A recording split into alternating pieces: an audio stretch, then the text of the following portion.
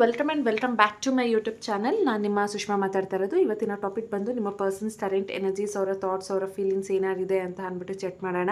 And ನಿಮ್ಗೆ ಏನಾದರೂ ಈ ಒಂದು ರೀಡಿಂಗಲ್ಲಿ ಯಾವುದಾದ್ರೂ ಒಂದು ಮೆಸೇಜ್ನ ನೀವು ಕ್ಲೇಮ್ ಮಾಡ್ಕೋಬೇಕು ಅಂತ ಅಂದರೆ ನನ್ನ ಒಂದು ಕಮೆಂಟ್ ಸೆಕ್ಷನಲ್ಲಿ ನೀವು 111 ಅಂತ ಅಂದ್ಬಿಟ್ಟು ಟೈಪ್ ಮಾಡ್ಬೋದು. ಆ್ಯಂಡ್ ಆಲ್ಸೋ ನಿಮ್ಗೆ ಏನಾದರೂ ಈ ಒಂದು ರೀಡಿಂಗ್ ಕ್ಲೇಮ್ ಮಾಡ್ಕೋಬೇಕು, ರೆಸೊನೇಟ್ ಮಾಡ್ಕೋಬೇಕು ಅಂದರೂ ಕೂಡ ನೀವು 111 ಅಂತ ಅಂದ್ಬಿಟ್ಟು ಟೈಪ್ ಮಾಡ್ಬೋದು. ಹಾಗೆ ನಿಮಗೆ ಪರ್ಸನಲ್ ಟ್ಯಾರೋ ರೀಡಿಂಗ್ ಬೇಕು ಅಂದರೆ ನನ್ನ ಒಂದು ವಾಟ್ಸಪ್ ನಂಬರ್ಗೆ ನೀವು ಕಾಲ್ ಅಥವಾ ಮೆಸೇಜ್ನ ಮಾಡಿ ನೀವು ನಿಮ್ಮ ಪರ್ಸ್ನಲ್ ರೀಡಿಂಗ್ನ ಪಡಿಬೋದು. ಸೊ ನೋಡೋಣ ನಿಮ್ಮ ಪರ್ಸನ್ಸ್ ಫೀಲಿಂಗ್ಸ್ ಯಾವ ಥರ ಇದೆ ಅಂತ ಅಂದ್ಬಿಟ್ಟು.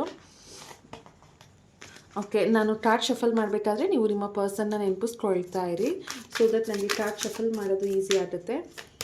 ಓಕೆ, ಫಸ್ಟೇ ಏಸ್ ಆಫ್ ಕಪ್ಸ್ ಬರ್ತಿದೆ. ಏಸ್ ಆಫ್ ಕಪ್ಸ್ ಅಂತ ಅಂದರೆ ಆ ಪರ್ಸನ್ಗೆ ನಿಮ್ಮ ಹತ್ರ ವಾಪಸ್ ಬರಬೇಕು ಅನ್ನೋವಂಥದ್ದಿದೆ. ಇದು ಯಾರೆಲ್ಲ ನೋಡ್ತಿದ್ದೀರಾ, ನಿಮಗೆ ಈ ಒಂದು ರೀಡಿಂಗ್ ಏನಾದರೂ ರೆಸೊನೇಟ್ ಆದರೆ ಲೆಟ್ ಮೀ ನೋ, ಆಯಿತಾ. ಏಸ್ ಆಫ್ ಕಪ್ಸ್ ಅಂತ ಅಂದರೆ ನಿಮ್ಮ ಪರ್ಸನ್ಗೆ ನಿಮ್ಮ ಮೇಲೆ ತುಂಬ ಇಂಟ್ರೆಸ್ಟ್ ಇದೆ, ಅವರು ನಿಮ್ಮ ಬಗ್ಗೆ ಯೋಚನೆ ಮಾಡ್ತಿದ್ದಾರೆ, ನಿಮ್ಮ ಜೊತೆ ಲೈಫ್ ಲಾಂಗ್ ಲೀಡ್ ಮಾಡಬೇಕು ಅಂತ ಅಂದ್ಕೊಳ್ತಿದ್ದಾರೆ, ಅವರು ಎಮೋಷನಲಿ ನಿಮ್ಮನ್ನು ಅಟ್ಯಾಚ್ ಅನ್ನೋವಂಥದ್ದನ್ನು ಆಡಿದ್ದಾರೆ. ಪ್ರಾಬಬ್ಲಿ ಆ ಪರ್ಸನ್ ನಿಮಗೋಸ್ಕರ ಬೇರೆ ವ್ಯಕ್ತಿ ಹತ್ರ ಹೋಗಿದ್ರೂ ಕೂಡ ನೀವು ಕೊಟ್ಟಂತಹ ಪ್ರೀತಿ ಅವ್ರಿಗಿನ್ನ ನೆನಪಾಗ್ತಿದೆ ಅಂತ ಹೇಳ್ಬೋದು. ಆ್ಯಂಡ್ ನೀವು ಅವರ ಒಂದು ಲವ್ನ ಯಾವ ಥರ ಎಕ್ಸೆಪ್ಟ್ ನೀವು ಮಾಡಿದ್ರೋ ಅದಕ್ಕಿಂತ ಹತ್ತರಷ್ಟು ಅವರು ನಿಮ್ಮ ಒಂದು ಪ್ರೀತಿನ ಎಕ್ಸೆಪ್ಟ್ ಮಾಡಿದ್ದಾರೆ. ಅಂದರೆ ನಿಮ್ಮಿಬ್ಬರ ಮಧ್ಯೆ ಇರುವಂತಹ ಒಂದು ಫೀಲಿಂಗ್ಸ್ ಅಥವಾ ಒಂದು ಕನೆಕ್ಷನ್ ಅನ್ನುವಂಥದ್ದು ಆ ಪರ್ಸನ್ಗೆ ಅರ್ಥ ಆಗ್ತಿದೆ. ಅದು ಎಷ್ಟು ಜೆನ್ಯೂನ್ ಫೀಲಿಂಗ್ಸ್ ಅಥವಾ ಅವ್ರಿಗೆ ಒಂದು ಸಡನ್ ರಿಯಲೈಸೇಷನ್ ಆಗ್ತಾ ಇದೆ ಅಂತ ಹೇಳ್ಬೋದು. ಆ ಪರ್ಸನ್ಗೆ ನಿಮ್ಮ ಮೇಲಿರುವಂತಹ ಪ್ರೀತಿ ಇನ್ನೂ ಹೆಚ್ಚಾಗ್ತಿದೆ, ಗೌರವ ಜಾಸ್ತಿ ಆಗ್ತಾ ಇದೆ, ನೀವು ಅವ್ರನ್ನ ಎಷ್ಟು ಕೇರ್ ಮಾಡ್ತಿದ್ರಿ, ಅವ್ರಿಗೆ ಎಷ್ಟು ಪ್ರೀತಿ ತೋರಿಸ್ತಿದ್ರಿ ಅನ್ನೋವಂಥದ್ದು ಈ ಪರ್ಸನ್ಗೆ ಗೊತ್ತಾಗ್ತಾ ಇದೆ. ಆ್ಯಂಡ್ ಅವರ ಒಂದು ಹಾರ್ಟ್ ಚಕ್ರ ಕೂಡ ಓಪನ್ ಆಗಿದೆ, ನೀವು ನೋಡ್ಬೋದು ಇಲ್ಲಿ. ಸೊ ಆ ಪರ್ಸನ್ಗೆ ನಿಮ್ಮಿಂದ ದೂರ ಹೋಗಿ ಅವ್ರ ಲೈಫಲ್ಲಿ ಎಷ್ಟು ಸಫರ್ ಮಾಡ್ತಿದ್ರು ಕೂಡ ಅವರಿಗೆ ಗೊತ್ತು ನೀವೇ ಅವರ ಒಂದು ಲೈಫ್ ಲಾಂಗ್ ಜೊತೆ ಇರೋವಂಥ ವ್ಯಕ್ತಿ, ಮತ್ತು ನೀವು ಅವ್ರನ್ನ ಪ್ರೀತಿಸೋ ಅಷ್ಟು ಇನ್ಯಾರೋ ಅವ್ರನ್ನ ಪ್ರೀತಿಸಲ್ಲ ಅನ್ನೋವಂಥದ್ದು ಆ ಪರ್ಸನ್ಗೆ ಗೊತ್ತಿದೆ. ಸೊ ನಿಮ್ಮ ಜೊತೆ ಒಂದು ನ್ಯೂ ಬಿಗಿನಿಂಗ್ ಅನ್ನುವಂಥದ್ದನ್ನು ಅವರು ಸ್ಟಾರ್ಟ್ ಮಾಡಬೇಕು ಅಂತ ಅಂದ್ಕೊಳ್ತಿದ್ದಾರೆ. ಸೊ ಈ ಪರ್ಸನ್ ನಿಮ್ಮನ್ನು ಎಷ್ಟೇ ಬೇಜಾರು ಮಾಡಿಸಿದ್ರೂ ಕೂಡ ಈ ಪರ್ಸನ್ಗೆ ಅವ್ರು ಏನು ಮಾಡಿದ್ದಾರೆ, ಅವರ ತಪ್ಪಿನ ಅರಿವು ಆ ವ್ಯಕ್ತಿಗೆ ಆಗಿದೆ ಅಂತ ಅಂದ್ಬಿಟ್ಟು ಹೇಳ್ಬೋದು. ಸೊ ಅವರು ನೀವು ತುಂಬ ಫ್ರೆಂಡ್ಲಿ ಆಗಿದ್ದೀರಾ, ನೀವು ತುಂಬ ಒಳ್ಳೆ ವ್ಯಕ್ತಿ, ನೀವು ಸೋಲ್ ಲೆವೆಲಲ್ಲಿ ಆ ಪರ್ಸನ್ನ ತುಂಬ ಲವ್ ಮಾಡ್ತಿದ್ರಿ, ಇದೆಲ್ಲನೂ ಆ ಪರ್ಸನ್ಗೆ ಅರ್ಥ ಆಗ್ತಾ ಇದೆ ಅಂತ ಹೇಳ್ಬೋದು. ಆ್ಯಂಡ್ ಈ ಪರ್ಸನ್ ಬಂದು ಈ ಏನು ಕರ್ಕಾಟಕ ರಾಶಿ ಮತ್ತು ವೃಶ್ಚಿಕ ರಾಶಿ, ಮೀನ ರಾಶಿ ಆಗಿರುವಂತಹ ಚಾನ್ಸಸ್ ಇರುತ್ತೆ. ನೀವು ಯಾರ ಬಗ್ಗೆ ನೋಡ್ತಿರ್ತೀರ ಆ ವ್ಯಕ್ತಿ ಈ ಒಂದು ಝೋಡಿಯಾಕ್ ಸೈನ್ ಅಂದರೆ ಈ ಒಂದು ರಾಶಿಯಲ್ಲಿ ಈ ಪರ್ಸನ್ ಇರುವಂಥ ಚಾನ್ಸಸ್ ಇದೆ. ಮತ್ತು ಅವರ ಅಕ್ಷರ ಬಂದು ALEIOMPFSH ಈ ಥರ ಆಗಿರುತ್ತೆ ಈ ಪರ್ಸನ್ ಒಂದು ಸ್ಟಾರ್ಟಿಂಗ್ ಲೆಟರ್ ಬಂದು. ಸೊ ಈ ಪರ್ಸನ್ ನಿಮ್ಮ ಜೊತೆ ಒಂದು ನ್ಯೂ ಬಿಗಿನಿಂಗ್ ಅನ್ನೋವಂಥದ್ದನ್ನು ವೆಯ್ಟ್ ಮಾಡ್ತಾ ಇದ್ದಾರೆ. ಅವ್ರಿಗೆ ನೀವು ಒಂದು ಗುಡ್ ಹ್ಯೂಮನ್, ನೀವು ಬಿಟ್ಟರೆ ಅವ್ರನ್ನ ಯಾರೂ ಪ್ರೀತಿಸಲ್ಲ ಅನ್ನೋವಂಥದ್ದು ಆ ಪರ್ಸನ್ಗೆ ಗೊತ್ತಾಗ್ತಾ ಇದೆ. ಓಕೆ, ಅವ್ರಿಗೆ ಹೇಳೋವಂಥ ಮೆಸೇಜಸ್ ತುಂಬ ಇದೆ ಅಂತ ಅನಿಸುತ್ತೆ. ಟಾಟ್ಸೇ ಕೆಳಗಡೆ ಬೀಳ್ತಾ ಇದೆ ಅಂದರೆ ಆ ಪರ್ಸನ್ ಎಮೋಷನಲಿ ನಿಮ್ಮ ಮೇಲೆ ಅಟ್ಯಾಚ್ ಆಗಿದ್ದಾರೆ. ಆ್ಯಂಡ್ ಆ ಪರ್ಸನ್ಗೆ ಅವರ ಫೀಲಿಂಗ್ಸ್ ನಿಮ್ಮ ಹತ್ರ ಹೇಳ್ಕೋಬೇಕು ಅನ್ನೋವಂಥದ್ದು ಆ ಪರ್ಸನ್ಗೆ ಅನ್ನಿಸ್ತಾ ಇದೆ ಅಂತ. ಆ್ಯಂಡ್ ದ ಹ್ಯಾಂಡ್ ಮ್ಯಾನ್ ಬರ್ತಾ ಇರೋದ್ರಿಂದ ಈ ಪರ್ಸನ್ನು ನಿಮ್ಮ ಒಂದು ಯೋಚನೆಯಲ್ಲೇ ಸ್ಟಕ್ ಆಗಿದ್ದಾರೆ. ಅವ್ರಿಗೆ ನಿಮ್ಮ ಒಂದು ಪ್ರೀತಿನೇ ಅವ್ರನ್ನ ಮತ್ತೆ ನಿಮ್ಮ ಹತ್ರ ಬರಬೇಕು ಅನ್ನೋ ಥರ ಮಾಡ್ತಾ ಇದೆ. ಪ್ರಾಬಬ್ಲಿ ಈ ಪರ್ಸನ್ ನಿಮ್ಮಿಂದ ಎಷ್ಟೇ ದೂರ ಹೋಗಿದ್ರೂ ಕೂಡ ಈ ಪರ್ಸನ್ಗೆ ವಾಪಸ್ ನಿಮ್ಮ ಲೈಫಲ್ಲಿ ಬರಬೇಕು ಅನ್ನೋವಂಥ ಒಂದು ಮೈಂಡ್ಸೆಟ್ ಇದೆ ಅಂತ ಹೇಳ್ಬೋದು. ಪ್ರಾಬಬ್ಲಿ ನೀವಿಬ್ಬರು ಒಬ್ರನ್ನ ಒಬ್ರು ನೋಡದೇ ಇರ್ಬೋದು, ಅಥವಾ ಒಂದು ನೋ ಕಾಂಟ್ಯಾಕ್ಟ್ ಸಿಚುವೇಷನಲ್ಲಿ ಇರ್ಬೋದು, ಅಥವಾ ಈ ಪರ್ಸನ್ ಬೇರೆ ವ್ಯಕ್ತಿಗಾಗಿ ನಿಮ್ಮನ್ನ ಬಿಟ್ಟು ಹೋಗಿರ್ಬೋದು. ಆದರೆ ಈಗ ಮಾತ್ರ ಈ ಪರ್ಸನ್ಗೆ ನಿಮ್ಮ ಬಗ್ಗೆನೇ ಯೋಚನೆ ಇದೆ, ಅವ್ರು ನಿಮ್ಮನ್ನು ತುಂಬ ನೆನಪಿಸ್ಕೊಳ್ತಾ ಇದ್ದಾರೆ. ಅವ್ರಿಗೆ ಒಂದು ಫೀಲಿಂಗ್ ಅನ್ನೋವಂಥದ್ದು ಇನ್ನೂ ಇದೆ, ಅವರು ನಿಮ್ಮಿಂದ ಮೂವ್ ಆನ್ ಆಗೋಕ್ಕೆ ಆಗ್ತಾ ಇಲ್ಲ.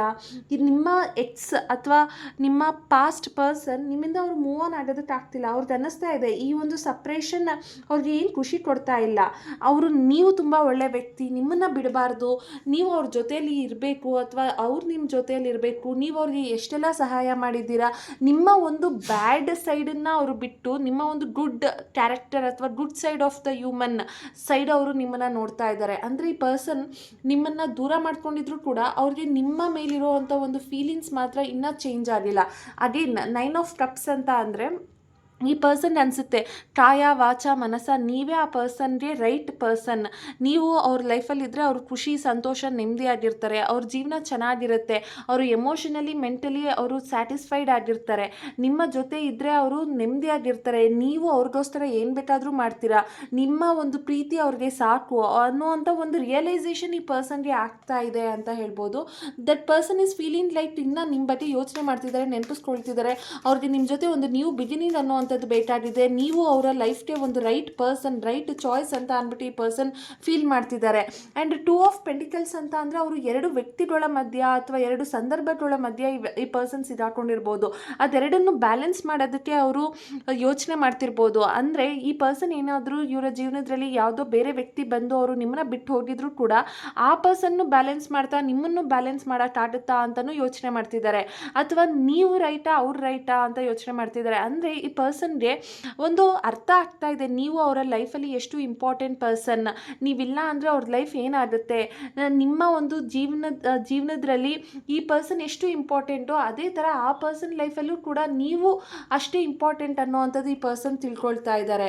ಆ್ಯಂಡ್ ಈ ಪರ್ಸನ್ಗೆ ಅನ್ನಿಸ್ತಾ ಇದೆ ನೀವು ಅವರ ಜೀವನದಲ್ಲಿ ಇರಬೇಕು, ಎಷ್ಟೇ ಕಷ್ಟ ಆದರೂ ಕೂಡ ನಿಮ್ಮನ್ನು ಕೂಡ ಅವರ ಜೀವನದಲ್ಲಿ ಬ್ಯಾಲೆನ್ಸ್ ಮಾಡಬೇಕು ಅಂತ ಅಂದ್ಬಿಟ್ಟು ಈ ಪರ್ಸನ್ ಫೀಲ್ ಮಾಡ್ತಿದ್ದಾರೆ.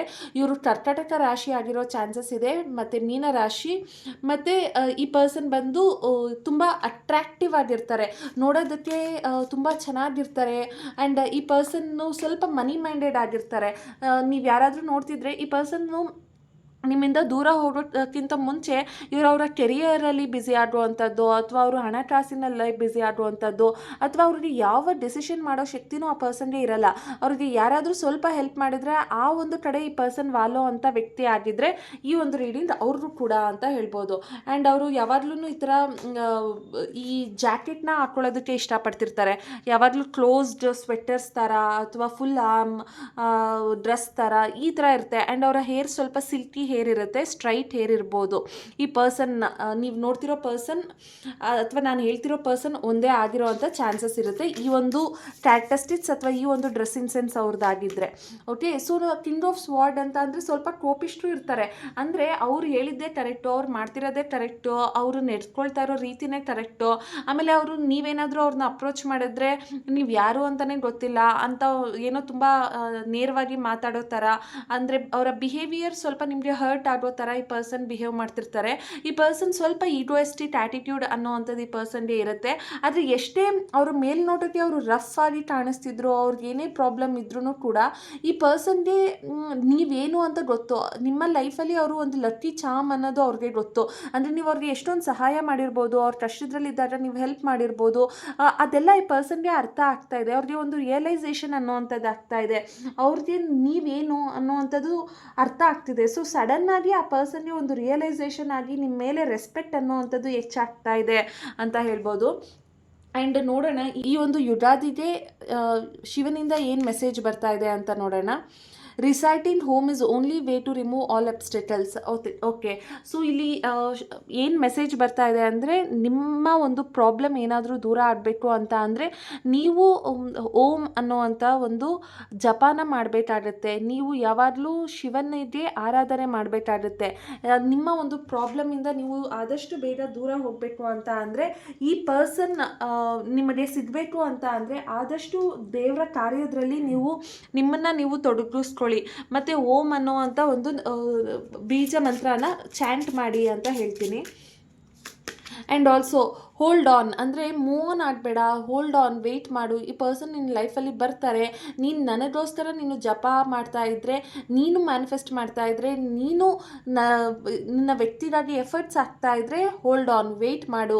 ಈ ಪರ್ಸನ್ ನಿನ್ನ ಲೈಫ್ಗೆ ಮತ್ತೆ ಬರ್ತಾರೆ. ನೀನು ಇದರಿಂದ ಮೂವ್ ಆನ್ ಆಗಬೇಡ, ನಿನಗೆ ಒಳ್ಳೆ ಡೇಸ್ ಅನ್ನೋವಂಥದ್ದಿದೆ ಅಂತ ಅಂದ್ಬಿಟ್ಟು ಹೇಳ್ತಾ ಇದ್ದಾರೆ.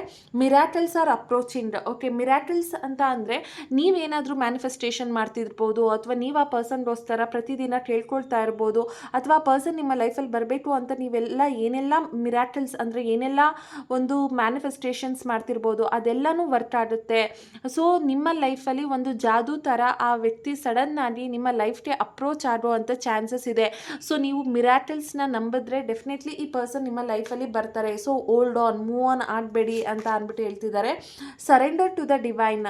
ಸೊ ನೀವು ದೇವರಲ್ಲಿ ಸರೆಂಡರ್ ಆದರೆ, ನೀವು ನಿಮ್ಮ ಪ್ರಾಬ್ಲಮ್ನ ದೇವ್ರ ಹತ್ರ ಹೇಳ್ಕೊಂಡ್ರೆ ಆದಷ್ಟು ಬೇಗ ಈ ಪರ್ಸನ್ ನಿಮ್ಮ ಲೈಫ್ಗೆ ಬರ್ತಾರೆ ಅಂತ ಅಂದ್ಬಿಟ್ಟು. ಸೊ ಈ ಪರ್ಸನ್, ನಾನು ಒಂದನ್ನು ಹೇಳ್ಬೋದು, ಈ ಪರ್ಸನ್ ನಿಮ್ಮ ಲೈಫಲ್ಲಿ ಆದಷ್ಟು ಬೇಗ ಬರುವಂಥ ಚಾನ್ಸಸ್ ಇದೆ. ಸೊ ಇದರಿಂದ ಈ ಒಂದು ರಿಲೇಷನ್ಶಿಪ್ಪಿಂದ ಇಲ್ಲೇ ಮೂವ್ ಆನ್ ಆಗಬೇಡಿ, ಹೋಲ್ಡ್ ಡೌನ್ ಆಗಿ, ಅಂದರೆ ವೆಯ್ಟ್ ಮಾಡಿ.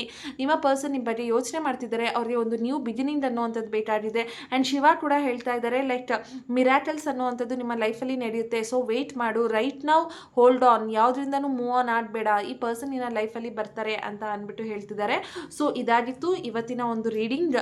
ಸೊ ನಿಮ್ಗೇನಾದರೂ ಈ ಒಂದು ರೀಡಿಂಗ್ ಇಷ್ಟ ಆಗಿದ್ದರೆ ನನ್ನ ಒಂದು ವಾಟ್ಸಪ್ಪಲ್ಲಿ ಕೂಡ ನೀವು ಬಂದು ನನಗೆ ಇನ್ಫಾರ್ಮ್ ಮಾಡ್ಬೋದು, ಇಲ್ಲ ಅಂದರೆ ಕಮೆಂಟ್ ಸೆಕ್ಷನಲ್ಲಾದರೂ ನೀವು ನನಗೆ ಇನ್ಫಾರ್ಮ್ ಮಾಡ್ಬೋದು ಈ ಒಂದು ರೀಡಿಂಗ್ ನಿಮಗೆ ರೆಸೊನೇಟ್ ಆಯಿತು ಅಂತ ಅಂದ್ಬಿಟ್ಟು. ಆ್ಯಂಡ್ ಆಲ್ಸೋ ನಿಮ್ಗೇನಾದರೂ ರೋಸ್ ಕ್ವಾರ್ಟ್ಸ್ ಬ್ರೇಸ್ಲೆಟ್ ಮತ್ತು ಮನಿ ಅಟ್ರಾಕ್ಷನ್ ಬ್ರೇಸ್ಲೆಟ್ ಬೇಕು ಅಂತ ಅಂದರೆ ನನ್ನ ಒಂದು ವಾಟ್ಸಪ್ ನಂಬರ್ಗೆ ನೀವು ಕಾಲ್ ಅಥವಾ ಮೆಸೇಜ್ ಮಾಡಿ ಈ 2 ಬ್ರೇಸ್ಲೆಟ್ನ ಬುಕ್ ಮಾಡ್ಕೋಬೋದು.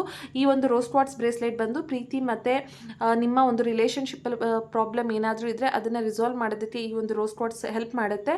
ಹಾಗೆ ಮನಿ ಅಟ್ರಾಕ್ಷನ್ ಬ್ರೇಸ್ಲೆಟ್ ನಿಮ್ಮ ಒಂದು ಕೆರಿಯರ್ ಗ್ರೋತ್ ಆಗಿರ್ಬೋದು, ಅಥವಾ ಬಿಸ್ನೆಸ್ ಗ್ರೋತ್ ಆಗಿರ್ಬೋದು, ಅಥವಾ ಮನಿಯನ್ನು ಅಟ್ರಾಕ್ಟ್ ಮಾಡೋಕ್ಕಾಗ್ತಿಲ್ಲ, ಅಥವಾ ಏನಾದರೂ ಪ್ರಾಬ್ಲಮ್ ಆಗ್ತಿದೆ ನಿಮ್ಮ ಲೈಫಲ್ಲಿ ಮನಿ ರಿಲೇಟೆಡ್ ಅಂತ ಅಂದರೆ ಈ ಒಂದು ಮನಿ ಅಟ್ರಾಕ್ಷನ್ ಬ್ರೇಸ್ಲೆಟ್ನ ವೇರ್ ಮಾಡ್ಬೋದು. ಇದರ ಕಾಸ್ಟ್ ಬಂದು 750 ಆಗಿರುತ್ತೆ. ಸೊ ಇದೆರಡು ನಿಮಗೆ ಬೇಕು ಅಂತ ಅಂದರೆ ನನ್ನ ಒಂದು ವಾಟ್ಸಪ್ ನಂಬರ್ಗೆ ನೀವು ಮೆಸೇಜ್ ಅಥವಾ ಕಾಲ್ ಮಾಡಿ ನೀವು ಇದನ್ನು ಬುಕ್ ಮಾಡ್ಕೋಬೋದು. Thank you.